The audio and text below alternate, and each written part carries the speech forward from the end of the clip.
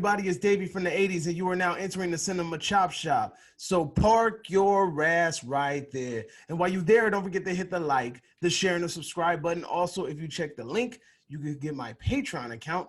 There you can become a member. You can support the channel. You can recommend movies and music for me to review. Now, with that being said, we are back again with another Monster Monday. I know it's been a hiatus. I know I haven't done this in a while, but I am back at it again with the resurface or the surfacing of the freaking Godzilla versus Kong trailer. I am back in the mood for some kaiju action, so I am here with a special video. And that video today is going to be a top 10 my favorite Godzilla films. Yep, you heard it. So without further ado, let's go ahead and get into this thing right here.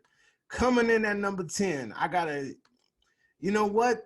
There's a little bias in this bitch, but it's okay. Number 10 is gonna be Godzilla versus Gigan.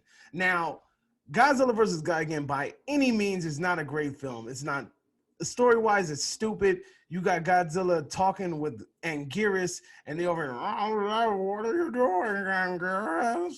You know, they got that shit going on. So there's a lot of stupid stuff that goes along in this film. Not to mention Anguirus over here playing Point Man, Godzilla sending them to Tokyo, and then him coming back and relaying messages and stuff. So with that being said, it's not a great story. But the reason why this is going to be in my number 10, excuse me, is because I love the fight scene at the end. I don't know, that's, to me, that was one of the most funnest fight scenes, and I used to love watching it as a kid. I had this collection. I had a huge Godzilla collection on VHS when I was a kid, and I always loved rewinding it and watching this movie, well, the fight in this movie over and over. Between this fight and then the fight in Godzilla versus Megalon with Jet Jaguar, man, I'm telling you, I don't know, them fights was always fun. So this one, if I'm not mistaken, it also shows a little bit of bloodshed.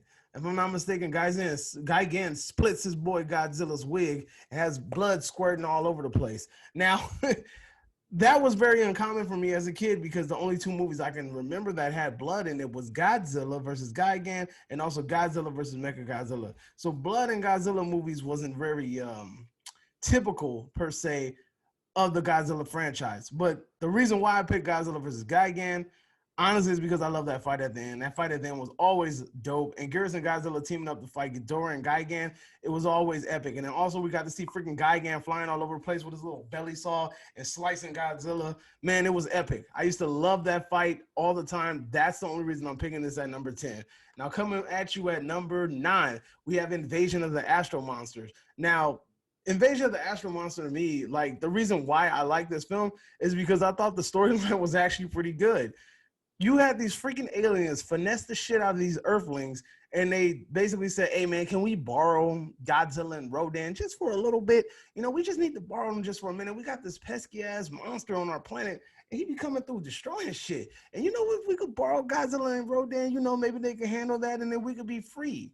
You know, if you do that, you know, we'll give you guys the secret to life. We'll take away all your illnesses. We are a highly advanced society, and we can help you.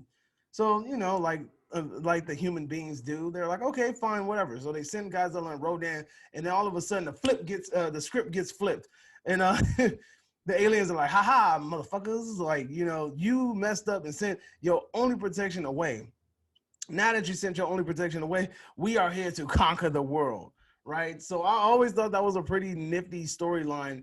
And I low-key was like, when I saw King of the Monsters, I was hoping that there would be some freaking aliens and there would be some finesse going on, but it didn't ended up happening. But I always thought that was a pretty cool storyline. So that's the reason why Invasion of the Astro Monster comes in at number 9. Now, number 8, we got Godzilla versus Space Godzilla, which is a tie-in directly, I believe, to freaking Godzilla versus Biollante. So because the DNA of Godzilla that was inside of Biollante flew into space, flew into a dark hole, ended up producing a fake Godzilla or a twin Godzilla that came down to Earth. Now, my boy, freaking Space Godzilla is OP to shit. He got telekinesis. He can form crystals out of nowhere. And my man is like Moro from Dragon Ball Super and just is sucking the energy from the Earth. Now, granted, one of the biggest reasons why I like this movie is because I really dig Space Godzilla's design. I always thought his design was really cool. Like the little crystal shoulders, his tail, the way he looked, it was like a blue Godzilla. I just always digged his design, and that was the biggest reason why Space Godzilla was like a huge favorite for me. I mean, it's not like the storyline isn't like super original and all that, but I always like Space Godzilla's design, and it's always been a freaking guilty pleasure of mine. So that's why he's coming in at number 8. Number 7, Godzilla against Mechagodzilla. Now, this is the movie where we are introduced to Kiryu, right? Kiryu, if you don't know, is one of the best looking designs for Mechagodzilla, hands down, bro. Like, Kiryu has the best looking Mechagodzilla design out of all of them. Mechagodzilla 2 was pretty cool with the little shoulder cannons, and Mechagodzilla 1 is classic, but Kiryu honestly has the dopest looking cybernetic Dragon Zord looking design ever. He's really, really cool. And this is the movie that we see they're basically using Kiryu in order to fight Godzilla because Kiryu is being controlled by the humans. Now, the fights in this movie are dope. The freaking effects are dope. The set designs are dope. This movie, honestly, is just a really fun movie to watch, and I honestly dug the shit out of it. But Kiryu has become one of my favorite forms of Mechagodzilla to date, right? Now, coming in at number 6, we have Godzilla 84. Now, Godzilla 84, I believe, is like a direct sequel to the original Godzilla. And honestly, when I was a kid, this movie used to freak me out. I was low-key kind of scared to watch this movie because the tone of this movie is very, very dark. Like, it's very dark. And I didn't really expect that from a Godzilla movie. It used to freak me out. Like, I was really afraid to watch this movie. Like, it was called Godzilla. I remember I have the VHS. It says Godzilla 1984. And every time I used to flip through my little Godzilla thing, like, once I saw 84, I was like, nah, I ain't watching you.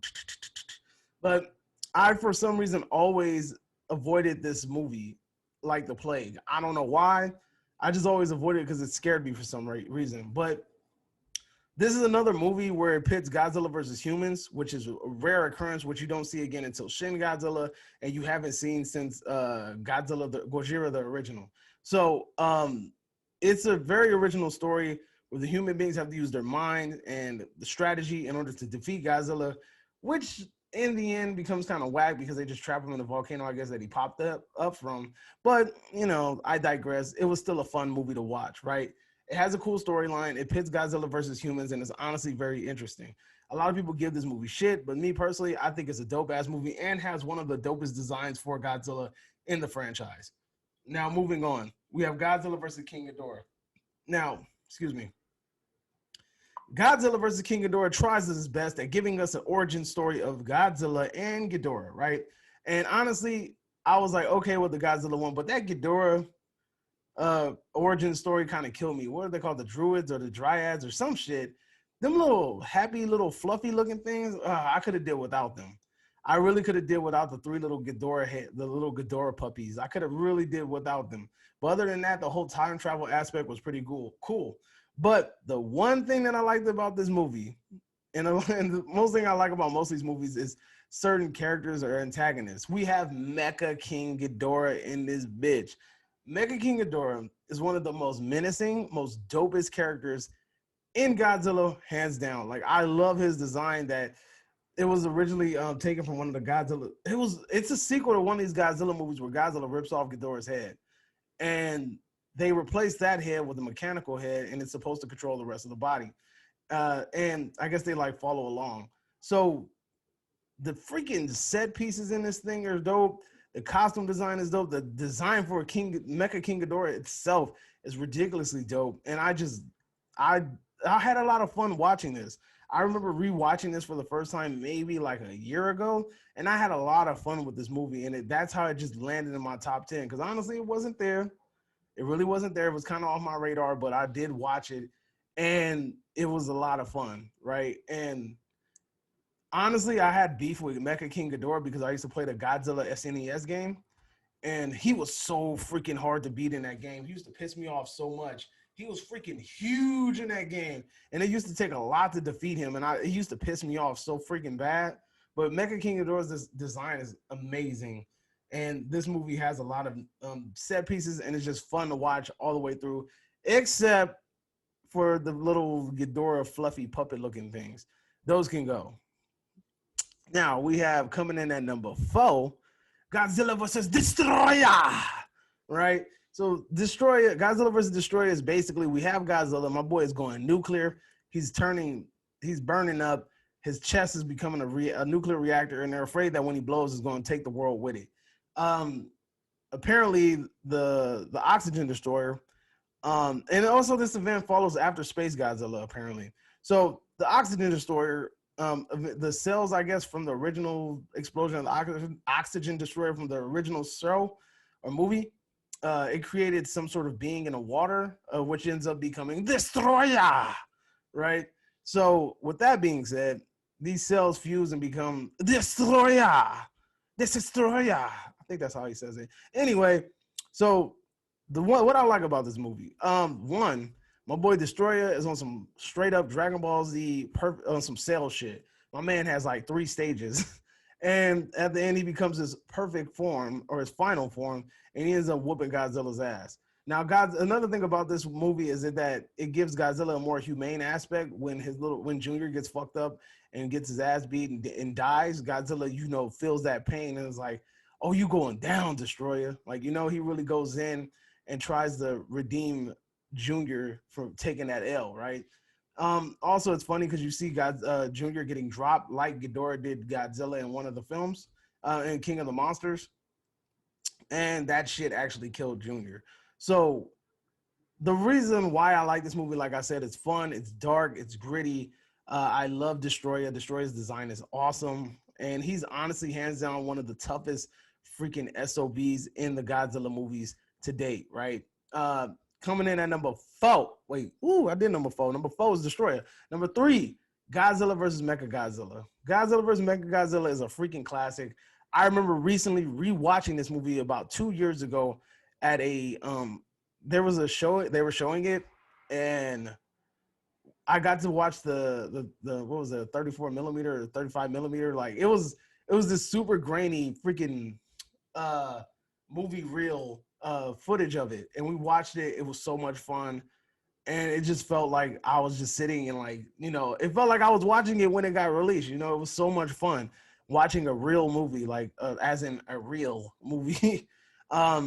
So the reason why I like this movie, the soundtrack is banging, bro. That little jazzy shit, and especially when Mechagodzilla shows itself, and not to mention Anguirus getting the dog shit beat out of him at the beginning of the movie. I mean, Mechagodzilla puts a beating on his ass. He breaks his legs, breaks his jaws, and again, this is one of the first movies that has blood. This movie is very kind of bloody, and it trips me out. Also, we see the showcase of Godzilla's magnetizing abilities that you never see again. My man over there just sitting there just going, and then getting the freaking things that go across his chest, and he's pulling the freaking Mecha Godzilla back. It's the funniest shit ever. And then not to mention, shout out to my boy King Caesar with the nice little bunny ears, like go flying around and running. My boy, man, King Caesar be squaring up. But anyway, to the point, I always have so much fun watching this movie. It's always been one of my favorite Godzilla movies. And if I had to, honestly, it almost fell in the number 1 category, but it didn't. So the next one honestly has my vote for second best, Godzilla versus Biollante. Biollante, hands down, is one of my favorite designs for a kaiju. Now, I know earlier I bigged up Mecha King Ghidorah, and I talked about how menacing it is, but let me tell you about that girl, Biollante. Biollante has one of the most freaking menacing final forms ever. I remember watching this movie, and I first saw the little flower form, and I'm like, all right, whatever, man. Like, I ain't really scared of this Little Shop of Horrors plant, And then when that final form popped up and they had the rows of freaking teeth in his mouth and it had all the little vines with the mouths at the tip, man, dude, let me tell you, man, Biollante is menacing, man. Biollante is so menacing. I love this movie. It's so much fun to watch. Freaking, it makes Godzilla the villain, obviously, and then Biollante has to be the hero, which doesn't prevail really at the end. She just spits some acid on him and he retreats back into the water. But dude, Biollante has always been one of my favorite kaijus. I love her. I'm going to get one of the figures of her. Had that bad boy pre-ordered, and I need to find a spot to put her. Even if I got to put some of my Godzilla figures on the top or something, I'm going to figure out a way to put her in there. She got a light up belly and everything. So I'm definitely all in with Biollante, and I would love to see Biollante in the MonsterVerse.